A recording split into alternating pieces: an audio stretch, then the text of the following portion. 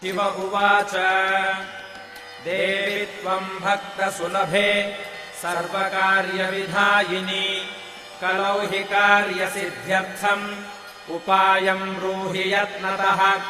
देव्युवाच शृणु देव प्रवक्ष्यामि कलौ सर्वेष्टसाधनम् मया तवैव स्नेहेनाप्यम् वा स्तुतिः प्रकाश्यते।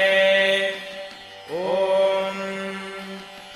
अस्य श्रीदुर्गा सप्तश्लोकी स्तोत्रमन्त्रस्य नारायण ऋषिः अनुष्टुप् श्रीमहाकाली महालक्ष्मी महासरस्वत्यो देवताः श्रीदुर्गा प्रीत्यर्थम् सप्तश्लोकी दुर्गापाठे विनियोगः।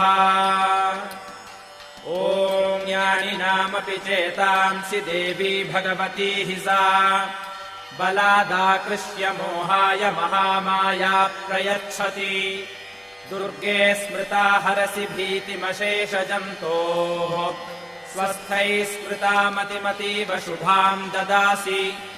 दारिद्र्यदुःखभयहारिणिका त्वदन्या सर्वोपकारकरणाय सदार्द्रचित्ता सर्वमङ्गलमाङ्गल्ये शिवे सर्वार्थसाधिके शरण्ये त्र्यम्बके गौरि नारायणि नमोऽस्तु ते। शरणागतदीनार्तपरित्राणपरायणे सर्वस्यार्तिहरे देवि नारायणि नमोऽस्तु ते। सर्वस्वरूपे सर्वेशे सर्वशक्तिसमन्विते भयेभ्यस्त्राहिनो देवि दुर्गे देवि नमोऽस्तु ते।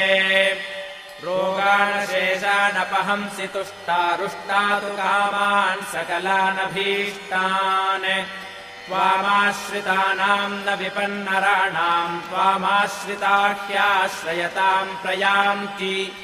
सर्वाबाधा प्रशमनम् त्रैलोक्यस्याखिलेश्वरि एवमेव त्वया कार्यमस्मद्वैरिविनाशनम्।